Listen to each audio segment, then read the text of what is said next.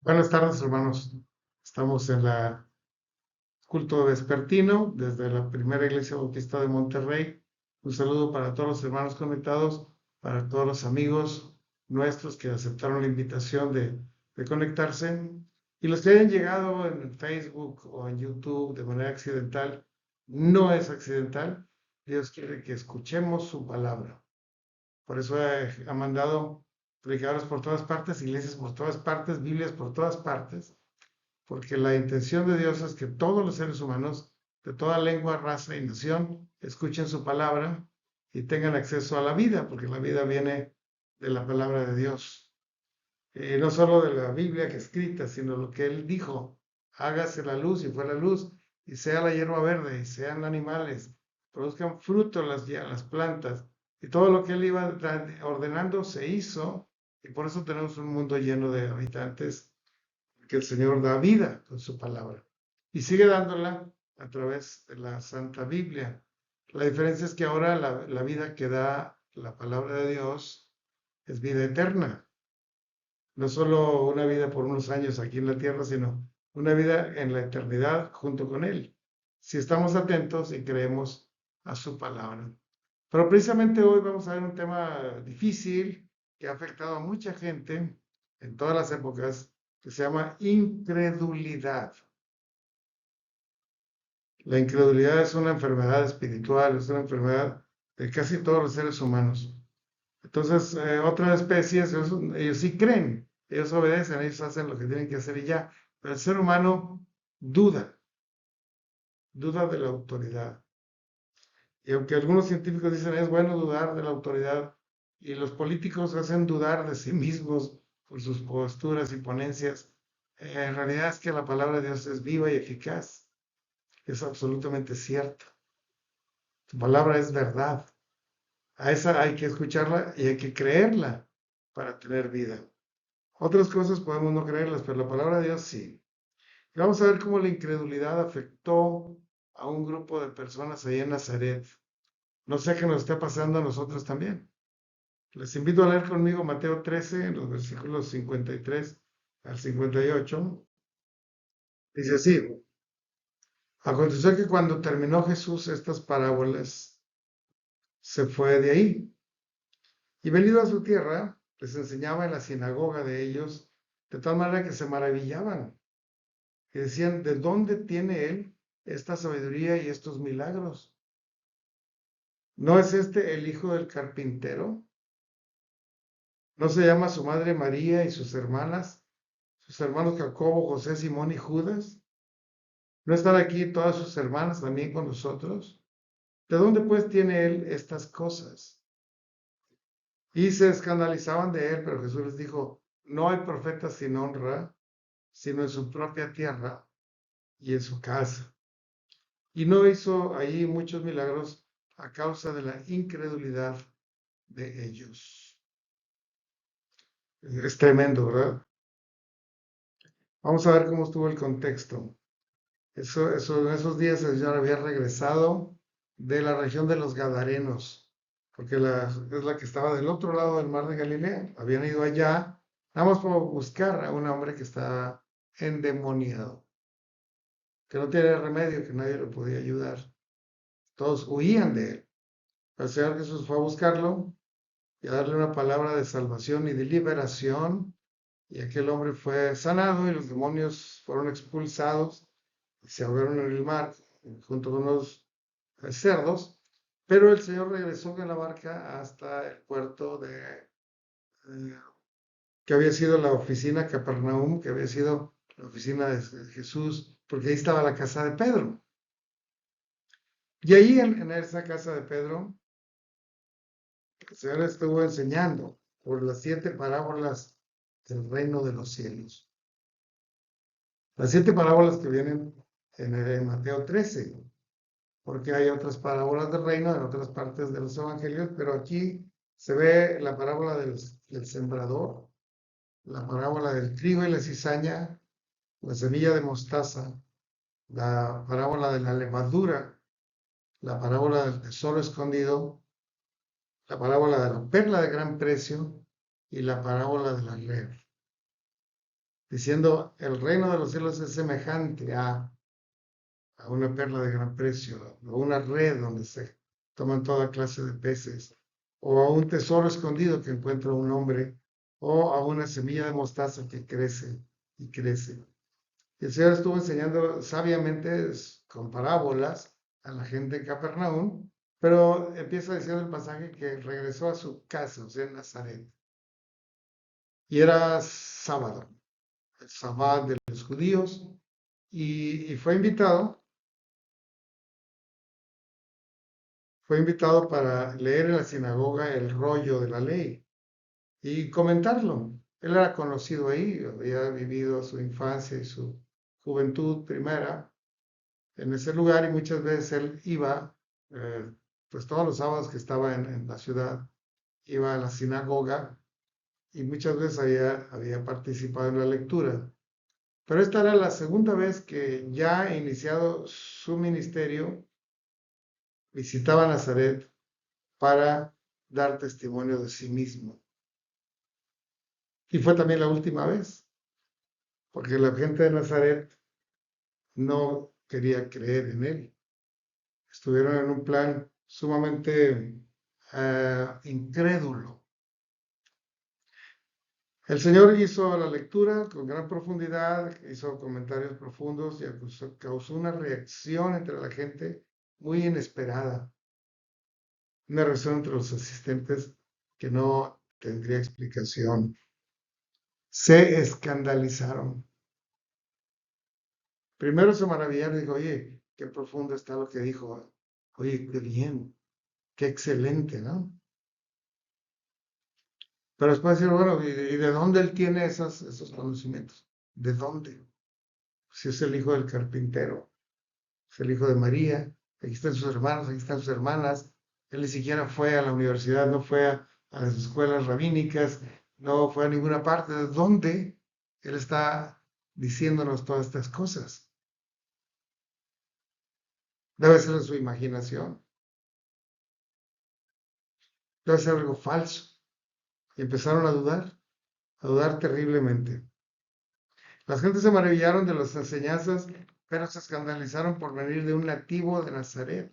Tal vez si hubiera sido un desconocido que llega y habla así, así, pues un gran profeta, o un gran rabino, o alguien que ha llegado de lejos y nos está enseñando, pero era el mismo Jesús de Nazaret, que era de allí, y que sus papás ahí estaban y los conocían, sus hermanos ahí estaban y los conocían. Entonces él no podía tener tanto conocimiento y dudaron de sus palabras. Veían al hombre, pero no atendieron la palabra de Dios que él estaba comunicando. Eso es grave, ¿no?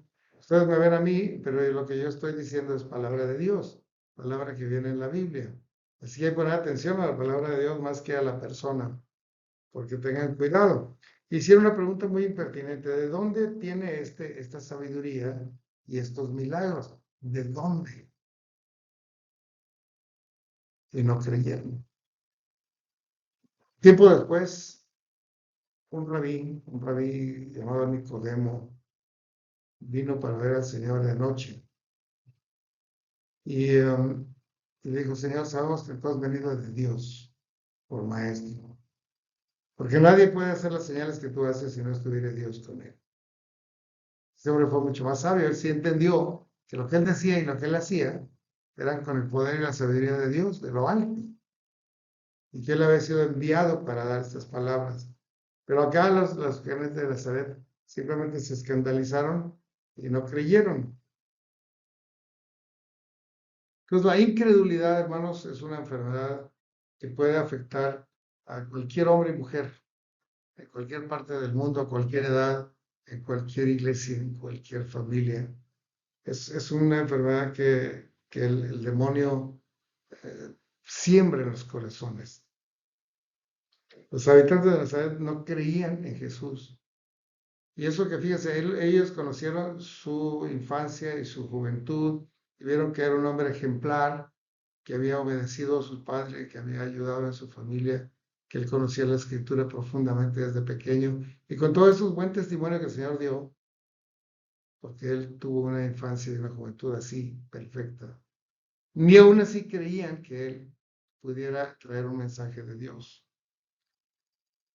Era nativo de ese lugar, porque conocían a su familia, sus padres y sus hermanos. Pensaban que era un hombre común y corriente. Ahora, él estaba en el cuerpo de un hombre común y corriente, pero tenía el Espíritu de Dios, el Espíritu Santo, y tenía la palabra de Dios en su corazón y en su boca, y hablaba de ella. Hablaba de ellas con claridad y con profundidad, de tal manera que pudieran creer del Evangelio y tener vida eterna, porque todo aquel que cree en Él tiene vida eterna. Todo aquel que cree en Jesucristo tiene vida eterna. Que cree en sus palabras, que cree en sus promesas, que cree en sus instrucciones. Eso es lo que hay que creer del Señor. Más que cómo era su rostro, qué estatura tenía. Eso es intrascendente. Ese cuerpo murió. Pero la persona de Jesús está con vida en un cuerpo glorificado en el cielo y su palabra está todavía con nosotros en la Biblia y debemos creerla. Porque si caemos en incredulidad, van a venir terribles consecuencias para nosotros y para los nuestros. La incredulidad, aún oyendo sus palabras y viendo sus milagros, su corazón estaba cerrado a la fe. Y aún habiendo visto su juventud tan perfecta, sus relaciones tan sanas, no creían que él enviado de Dios. No creían. Haber conocido a sus padres, José y María, que era un matrimonio excelente, y no creían que era un enviado de Dios. En lugar de alabar a Dios y agradecer por esas palabras y por ese mensaje, empezaron a menospreciar a Jesucristo. La primera vez que el Señor Jesús dio un mensaje ahí en Nazaret, la gente se enojó tanto con él, porque él dijo, hoy ha venido, se ha cumplido esta profecía entre nosotros. Ah, entonces tú eres el enviado. Ah, eso dices. Y lo quisieron arrojar al despeñadero, pero él escapó entre ellos y no lo pudieron arrojar. La gente de Nazaret era muy dura de creer. No podían entender que un hombre tan perfecto, tan santo, no podía venir sino de Dios. Recuerdo a unos religiosos allá en Jerusalén que veían que él podía echar fuera demonios con su santidad y con su poder. Decían, por Belcebú echa fuera los demonios. Ni siquiera porque podía echar fuera los demonios con su palabra, creían que él venía de Dios. Pensaban que venía de Satanás, echando fuera a Satanás.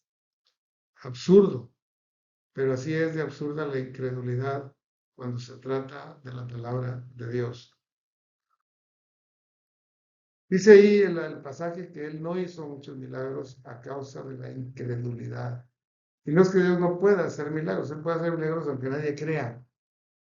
Eso no lo afecta a Él. Pero Él nos exige fe. Él nos pide fe, Él nos exige fe, Él se agrada de los hombres de fe y de las mujeres de fe. Cuando una persona pide creyendo, lo recibirá. Porque Dios se agrada de la gente que cree. Más que cualquier otra virtud que pueda ser humano, el que sea creyente. De hecho, recuerdan ustedes que Dios envió, de tal manera, amó al mundo, que envió a su Hijo unigénito, para que todo aquel que en Él cree no se pierda, sino que tenga vida eterna. Ese es el versículo central de la Biblia. Porque lo que el Señor pide, y lo único que pide es que creamos en Él. Que creamos en su palabra, en su promesa, en su Hijo Jesucristo, y tengamos vida eterna. ¿Podremos creer? Usted que está ahí conectado, ¿puede creerle a Dios? Hay otro versículo dice, sin fe es imposible agradar a Dios, dice en Hebreos 11:6. Si cuando no tenemos fe, el Señor no envía milagros. Si no creemos, el Señor no nos va a mandar nada. Y si todo lo que pides en oración creyendo, lo recibiré, dice Mateo 21:20. Qué hermoso. ¿Cuántos pueden creer eso? Levanta su mano.